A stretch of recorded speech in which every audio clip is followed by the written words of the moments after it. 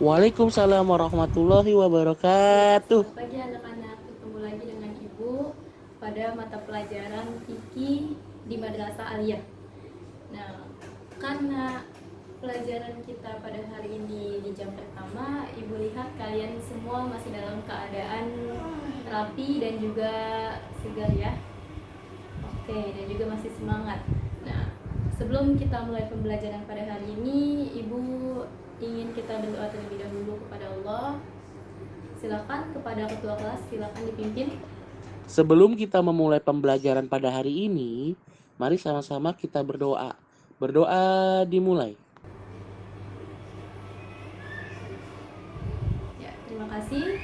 Baik, untuk selanjutnya Ibu akan absen terlebih dahulu. Ya, baik, Ibu absen ya. Gita hadir. Oke, hadir. Putri hadir. Ya, hadir. Rohma hadir. Oke, hadir. Alif. Ya, hadir. Alim hadir. Oke, alhamdulillah. Jadi hari ini hadir semua ya. Ya, baik, sudah Ibu absen semuanya. Langsung saja kita masuk pada kegiatan pembelajaran kita, yaitu melanjutkan yang minggu lalu. Minggu lalu Ibu telah mengajarkan mengenai fikih, yaitu dari mulai konsep dasar fikih, ruang lingkup fikih, kemudian periodisasi perkembangan ilmu fikih. Nah, pada pertemuan kali ini kita masih dalam bab 1, yaitu fikih dan perkembangannya. Namun subbab yang akan kita bahas pada pertemuan ini yaitu mengenai ibadah dan karakteristiknya. Nah, mengapa dari fikih kita membahas ibadah? Seperti yang telah kita pelajari pada minggu lalu, fikih adalah segala sesuatu atau peraturan-peraturan yang mengatur adanya hubungan antara manusia dengan Allah dan juga hubungan manusia antar manusia. Nah, tentunya hubungan tersebut itu merupakan hal ibadah apabila diniatkan untuk mendapatkan ridho dari Allah Subhanahu wa taala. Nah, kemudian ibadah-ibadah itu diatur dalam ilmu fikih. Seperti itu keterkaitannya.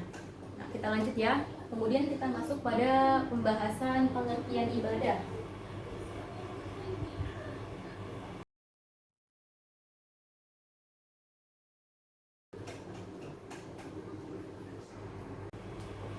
Ya, apa itu ibadah?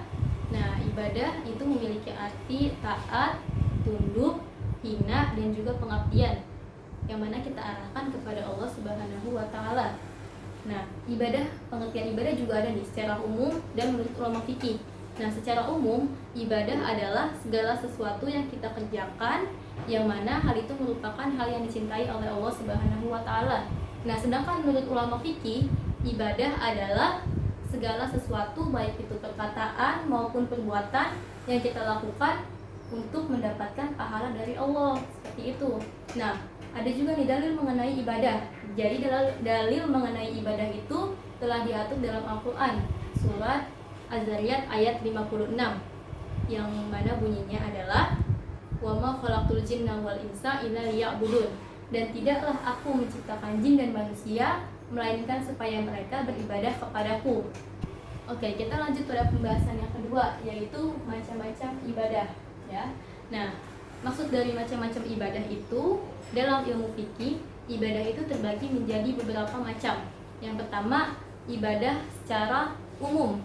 Nah, ibadah secara umum ini dibagi dua ternyata, yaitu ibadah mahdo dan ibadah ghairul mahdo.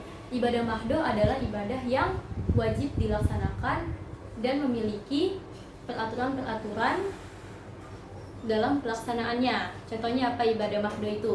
Seperti sholat, kemudian zakat, kemudian haji, gitu ya. Nah, kemudian puasa. Nah, ibadah ghairul mahdo yaitu ibadah yang tidak ada ketentuan pelaksanaan secara syariat dalam mengamalkannya. Seperti apa? Sedekah, menolong orang lain, kemudian mencari nafkah, tolong menolong, dan sebagainya. Nah, kemudian macam ibadah yang kedua, yang pertama tadi secara umum, kemudian yang kedua dari segi pelaksanaannya. Nah, dari segi pelaksanaannya, ibadah ini terbagi menjadi 3, yaitu ada ibadah apa saja? Ibadah jasmania rohania, yang mana ibadah ini melibatkan antara kondisi tubuh kita dan juga kondisi hati kita. Contohnya seperti sholat dan puasa. Nah, kemudian yang kedua itu ada ibadah apa lagi? Rohaniyah dan ma'aliyah. Nah, ibadah ini melibatkan kondisi hati kita dan juga harta benda yang kita miliki seperti zakat, ya. Nah, kemudian yang ketiga, ibadah jasmaniyah, rohaniyah dan ma'aliyah. Contohnya apa? Haji. Ya, karena ketika kita berhaji yaitu kita akan melibatkan kondisi kesehatan tubuh kita, kemudian kondisi rohani hati kita yaitu niat kita, kemudian apalagi ma'aliyah, harta yang kita gunakan untuk berhaji, seperti itu. Nah, kemudian macam ibadah yang ketiga, yang pertama tadi umum, yang kedua pelaksanaan, yang ketiga yaitu segi kepentingannya. Nah, maksudnya gimana? Yaitu ada ibadah jam'i dan ada ibadah masing-masing atau fardhi. Nah, ibadah jam'i yaitu contohnya seperti berhaji, kemudian zakat. Nah, kenapa bisa haji dan zakat? Karena jam'i itu kan masyarakat. Nah, ketika kita berzakat, kita mengeluarkannya sendiri yaitu harta kita, tetapi manfaatnya dirasakan oleh masyarakat. Nah, dan juga berhaji, kita melibatkan masyarakat dalam proses ibadah kita. Nah, kemudian ibadah fardhi. Ibadah fardhi itu apa contohnya? Seperti sholat dan puasa, yang mana setiap orang memiliki kewajibannya masing-masing terhadap dirinya dalam melaksanakan sholat dan juga berpuasa di bulan Ramadan. Ya, selanjutnya macam yang keempat yaitu dari segi bentuknya. Nah, yang pertama itu bentuknya perkataan atau lisan. Contohnya yaitu seperti berdoa, kemudian berzikir, kemudian membaca Al-Quran. Nah, yang kedua dari segi bentuknya yang tidak ditentukan. Nah, seperti membantu orang lain, kemudian mengurus jenazah. Nah, yang ketiga, jenis yang ketiga yaitu perbuatan yang telah ditentukan bentuknya seperti apa? Seperti sholat, kemudian haji, kemudian berzakat, kemudian puasa. Nah, kemudian yang keempat yaitu dari segi pelaksanaannya yang menahan seperti itikaf dan juga berpuasa dan juga ihram. Nah, kemudian yang kelima yaitu dari segi pelaksanaannya berbentuk menggugurkan hak. Contohnya seperti memaafkan kesalahan orang lain, hak membebaskan orang lain yang sedang berhutang, ya seperti itu. Nah, sampai sini paham? Sampai dengan macam-macam ibadah paham? Oke, kita lanjut ya. Oke, kita masuk ke pembahasan selanjutnya yaitu prinsip ibadah. Nah, dalam melaksanakan ibadah kita harus memegang beberapa prinsip. Yang pertama yaitu kita harus melaksanakan ibadah dengan niat karena Allah. Nah, ketika kita melaksanakan ibadah, maka hati kita harus kita luruskan, harus kita teguhkan karena Allah, bukan karena orang tua, bukan karena teman misalnya, bukan karena guru, terus bukan lagi karena pacar, yaitu salah. Nah, kemudian prinsip yang kedua yaitu beribadah dengan tulus. Contohnya, ketika kalian sedang membantu teman kalian yang kesusahan, kalian bantulah teman kalian itu dengan ikhlas, dengan tulus, dengan tidak mengharapkan timbal balik dari teman kalian tersebut. Sewaktu-waktu teman kalian itu bisa membantu kalian. Nah, kita harus tulus membantu seseorang. Nah, kemudian yang ketiga, beribadah sesuai dengan apa? Dengan apa yang telah diajarkan oleh Rasulullah Shallallahu Alaihi Wasallam. Nah, terdapat dalilnya yaitu dalam Al-Quran surat Al-Ahzab ayat 21. Laqad kana lakum fi Rasulillahi uswatun hasanah. Yang mana artinya sesungguhnya telah ada pada diri Rasulullah uswatun hasanah atau suri tauladan yang baik. Nah, seperti apa contohnya? Ketika mengerjakan sholat, ketika mengerjakan puasa, ketika berzakat, itu kan Allah sudah menjelaskan dalam Al-Quran dan juga telah dicontohkan, diajarkan lagi oleh Rasulullah Shallallahu Alaihi Wasallam, diperjelas. Nah, kemudian prinsip yang keempat yaitu memiliki batas kadar dan waktu dalam pelaksanaannya, seperti kalian ketika melaksanakan ibadah sholat dan juga puasa. Nah, itu Rasulullah juga telah mencontohkan bagaimana ibadah sholat yang baik, yang benar, yang sesuai dengan syariat. Nah, kemudian prinsip yang kelima yaitu beribadah dibangun atas dasar kecintaan, kemudian ketaatan, ketundukan, ketakutan, dan harapan penuh kepada Allah. Nah, maksud daripada ketaatan adalah kita harus taat kepada Allah, kemudian kita beribadah karena adanya rasa cinta di hati kita kepada Allah. Nah, kemudian kita melaksanakan ibadah harus dengan penuh ketakutan. Ketakutan apabila ibadah yang kita kerjakan itu tidak dengan sungguh-sungguh dan tidak dengan benar, apalagi tidak dikerjakan, kita akan mendapatkan siksaan di akhirat. Nah, dan juga dengan penuh harapan, apabila kita mengerjakan ibadah tersebut, kita berharap, kita yakin bahwasanya Allah akan menerima ibadah kita, gitu. Karena Allah sesuai dengan prasangka hambanya. Nah, kemudian prinsip yang ke-6, ya, prinsip yang ke-6, tadi yang ke-5, sekarang yang ke-6, yaitu seimbang ibadah antara duniawi dan juga ukhrawi. Nah, ketika kita melaksanakan ibadah, kita harus melihat kita beribadah kepada Allah, misalnya seperti sholat, puasa, zakat, yang mana ibadah tersebut memang langsung kita laksanakan untuk Allah, ya, yang sudah memiliki kewajiban pada masing-masing setiap orang. Nah, ketika kita sedang beribadah, beribadah juga gitu, misalnya bermuamalah dengan manusia, nah kita juga harus pertimbangkan bagaimana hubungan kita dengan manusia tersebut harus baik gitu, agar ibadah kita dalam hal duniawi itu tercapai dengan baik juga dan dengan ridhonya Allah juga. Karena apabila kita sedang berurusan dengan manusia tapi manusia tersebut tidak ridho terhadap kita, maka Allah juga akan tidak ridho, karena mungkin di situ ada hak dari manusia tersebut yang kita ambil atau tidak sengaja kita sakiti, seperti itu. Nah, kemudian prinsipnya yang terakhir, yaitu diwajibkan sejak balik hingga akhir hayat atau hingga kita meninggal dunia. Nah, jadi kita diwajibkan untuk melaksanakan ibadah atau ibadah tersebut bernilai pahala sendiri bagi diri kita itu ketika kita sudah balik, ketika kita sudah menjadi menanggung beban untuk diri kita sendiri terhadap apa yang kita lakukan itu jika baik mendapatkan pahala, dan apa yang kita lakukan itu jika buruk mendapatkan dosa, seperti itu. Nah, hingga sampainya nanti kita wafat. Jadi kita harus senantiasa beribadah, berfastabiqul khairat selagi hayat masih dikandung badan, seperti itu. Nah, kemudian selanjutnya ada mengenai tujuan dan keterkaitan ibadah. Tadi kita telah membahas mengenai prinsip ibadah. Nah, sekarang kita membahas mengenai tujuan dan keterkaitan ibadah dalam kehidupan sehari-hari. Nah, tujuan beribadah dalam Islam yaitu terutama untuk membersihkan dan menyucikan jiwa kita. Nah, Allah memerintahkan kita untuk sholat, untuk berzakat, untuk puasa. Itu tidak lain adalah untuk kebutuhan rohani kita sendiri, seperti itu anak-anak.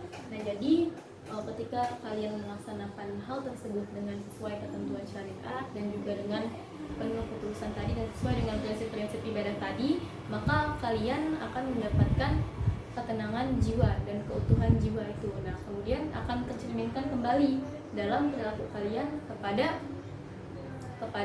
hubungan antar sesama manusia, seperti itu. Apabila ibadah yang dilakukannya telah baik, telah sesuai, telah sempurna, maka akan diikuti pula hubungannya di dunia, urusannya terhadap dunia. Nah, mengapa bisa seperti itu? Karena ibadah itu merupakan sesuatu yang dinilai sentral sebagai pusat, ya, pusat kita menilai seseorang. Nah, apakah seseorang itu ibadahnya baik? Bagaimana hubungannya dengan Allah? Bagaimana sholatnya? Seperti itu. Jika sholatnya seseorang itu sudah baik, sudah sempurna, insya Allah akan tercermin pula ke dalam perilakunya sehari-hari. Ya, baik, pembahasan kita telah selesai bab 1. Kemudian sampai di sini ada yang ingin ditanyakan? Ya, silakan. Ibu izin bertanya, tadi kan di prinsip ibadah ada seimbang antara duniawi dan ukhrawi. Tapi kenapa ada orang-orang yang ibadahnya bagus, tapi ternyata kehidupan duniawinya nggak sukses atau kalah sukses daripada orang yang kegiatan ibadahnya biasa-biasa aja? Ya, terima kasih Gita pertanyaannya. Bu, kenapa kalau misalnya ada seseorang yang melaksanakan ibadah tapi ternyata kehidupannya itu tidak jauh lebih sukses daripada orang yang tidak beribadah atau jarang sekali beribadah. Nah, kenapa bisa seperti itu?